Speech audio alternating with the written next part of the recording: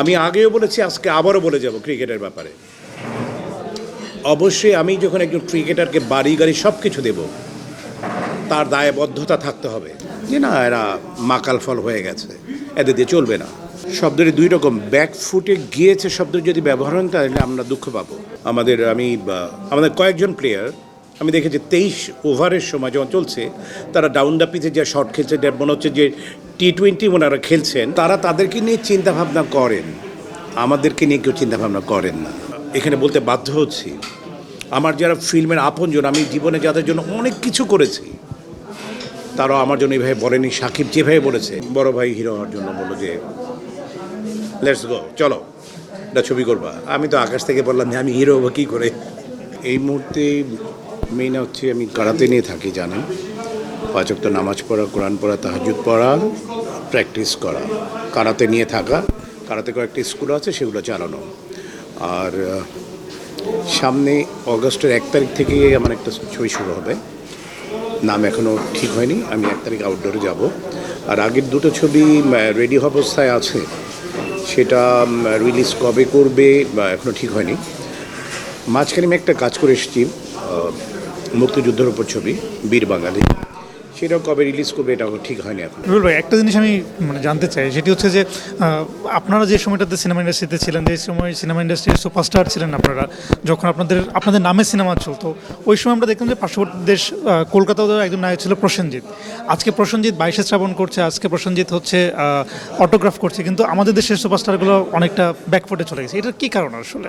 শব্দের দুই রকম, ব্যাক ফুটে গিয়েছে শব্দ যদি ব্যবহার হয় তাহলে আমরা দুঃখ পাবো। ব্যাকফুটে নিয়ে যাওয়া হয়েছে বলা যেতে পারে, এই জন্য আমি কাউকে দোষারোপ করতে চাই না, বিকজ ওনারা না বড়দের নিয়ে ভাবেন, সিনিয়র যখন হয়ে যায় তখন তাদেরকে নিয়ে ভাবেন।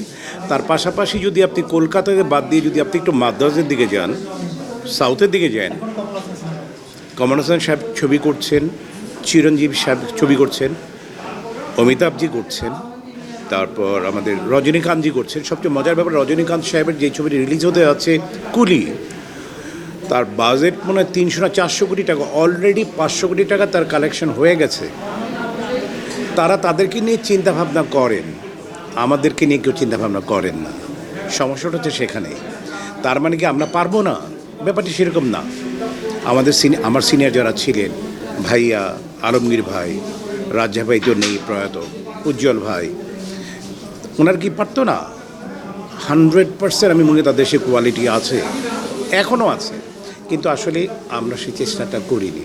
এটা আমি মনে করি যে এটা আমাদের দুর্ভাগ্য, হয়তো আমাদের জন্য কেউ এইভাবে চিন্তা করেনি। আপনি যে কথাটি বললেন যে ওনারা এখনও আছে, ওনারা আছেন কেন? ওনাদেরকে চিন্তা করেছেন বিধায় ওনারা সেই ছবিটি করতে পারছেন। আমাদেরকে নিয়ে কেউ চিন্তা করেননি যে না এরা মাকাল ফল হয়ে গেছে, এদের দিয়ে চলবে না। এবার ঈদে তো অনেকগুলো সিনেমা মুক্তি পেয়েছে, আপনি কি সেই সিনেমাগুলো দেখেছেন? শাকিব খানের সিনেমা নিয়ে আপনার অবজারভেশনটা কী আসে? আমি দেখেন, সাকিব আমার ছোটো ভাই, আমি ওর ব্যাপারে আমি কোনো কথা বলবো না, বিকজ আমি ছোটো ভাই নিয়ে ভালো মন্দ নিয়ে কোনো বিশ্লেষণ করতে চাই না। তবে আমি বিশ্বাস করি একটি কথাতে, ওর যে অবস্থানটি সে তৈরি করেছে, নিশ্চিত ভালো কিছু তার অবশ্যই আছে, নাহলে সেই অবস্থানটি তৈরি করতে পারতো না।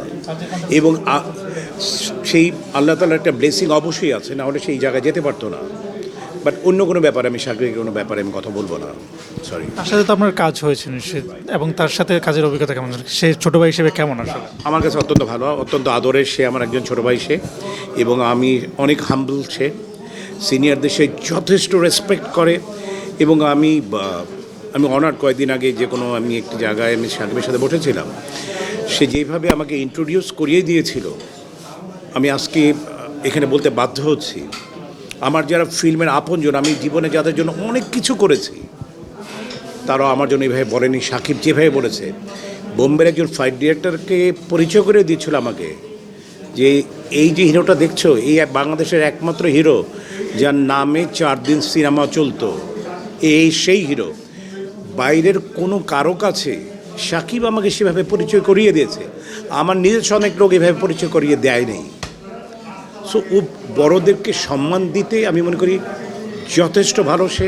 এবং আমি আগেই বলেছি, তা ভালো কোনো গুণাবলী না থাকলে আল্লাহ তাআলা তাকে এইখানে নিয়ে আসতেন না। রুবেল ভাই, আমাদের দেখছি যে রিসেন্ট সময় হচ্ছে আমাদের দেশে নায়িকার সংকট দেখা যাচ্ছে। আমরা দেখি প্রায় পার্শ্ববর্তী দেশ ভারত থেকে নায়িকা আনা হচ্ছে, এটা কেন হচ্ছে আসলে? আসলে নায়িকা সংকট আমাদের একটা সমস্যা, নায়িকা যারা হয়েছে তাদের সবই বিয়ে করে ফেলছে, বিয়ে করে ফেলবো ফিল্মের জন্য। আমি মনে করি ইটস এ প্রবলেম। আর ফিল্মের যেহেতু ওই রকম আগের মতন নিয়মিত হচ্ছে না, তার জন্য ওইভাবে ফিল্মে নতুন কোনো আমরা মেয়েদেরকে আমরা পাচ্ছি না। আপনি তো স্পোর্টসের সাথে যুক্ত আছেন, আপনি হচ্ছে ক্যারাটে শেখাচ্ছেন, মার্শাল আর্ট শেখাচ্ছেন, এইটার সাথে যুক্ত হওয়ার পেছনের মানে কীভাবে যুক্ত হলেন? এটা আসলে অনেক লম্বা ইতিহাস। স্পোর্টসের ব্যাপারে আসলে আমি সারাদিনই টিভির মধ্যেই থাকি বলা যেতে পারে, যেহেতু যেহেতু কাজ কম করি। আইদার ক্রিকেট দেখি, ফুটবল দেখি, আমাদের কারাতের যে আছে K1 দেখি, ওয়ান চ্যাম্পিয়নশিপ দেখি, UFC দেখি। সো এই কারাতের সাথে জড়িত that was a long story. এটা অনেক অনেক বড় একটি লম্বা ইতিহাস। So I start karate, that was 1978। Yes, আমি সিনেমার আগে আমি কারাতে করেছি। কারাতে করার পরে আমি 82, 83 ন্যাশনাল চ্যাম্প ছিলাম কারাতে। সো দেন আমাকে বড় ভাই হিরো হওয়ার জন্য বললো যে লেটস গো, চলো একটা ছবি করবা। আমি তো আকাশ থেকে বললাম যে আমি হিরো হবো কী করে। এই পথ চলা, দ্যাট ওয়াজ 1986 আমার প্রথম ছবি লড়াকো। সো তারপর থেকে আমার ওই ছবি, তারপরে ছবি বীরপুরুষ, সেটাও সুপারহিট ছিল। সো তারপর আমাকে আসলে আর আল্লাহর রহমতে পিছনে তাকাতে হয়নি। আমি লাস্টের দিকে একটা প্রশ্ন জানতে চাই, সেটা হচ্ছে আমাদের দেশে বর্তমানে যে ক্রিকেট এবং ফুটবল দল আছে, যেই দলের যে বেসমেনগুলো আছে, সেগুলো নিয়ে আপনার অবজারভেশন কী আসে? আমি এই প্রশ্নটা আমি চাচ্ছিলাম যে আপনি আমাকে করেন। আসলে আমি না ক্রিকেট নিয়ে আগে একটা সময় আমি খুব বলেছি, আমার কথা নিয়ে অনেক ট্রলও হয়েছে, আবার অনেকে ভালোও বলেছে। আপনি ভাই গতকালকের আপনি শ্রীলঙ্কার সাথে খেলা দেখেন, আমাদের কয়েকজন প্লেয়ার আমি দেখেছি 23 ওভারের সময় যখন চলছে তারা ডাউন দ্য পিচে যে শট খেলছে, মনে হচ্ছে যে T20 ওনারা খেলছেন। ওনার হাতে তখনও প্রায় 23 মানে হচ্ছে গিয়ে আরও 27 ওভার বাকি আছে। সেইখানে তোমার উইকেট পড়ে গেছে অলরেডি 3টা। সেখানে তোমার ডাউন দ্য পিচে যে মারার পিছনে যুক্তি আছে বলে আমি মনে করি না। 2-3 জন এরকম, যার জন্য দেখা গেল যে 39 ওভারেই তারা আউট হয়ে গেছে। আমরা বড়দের খেলা কেন দেখি না? বিরাট কোহলির মতো প্লেয়ারকে দেখি যে সে সিঙ্গেল শটে নিয়ে সে রান করছে, রানের গতিটা, চাকাটা সচল রাখছে।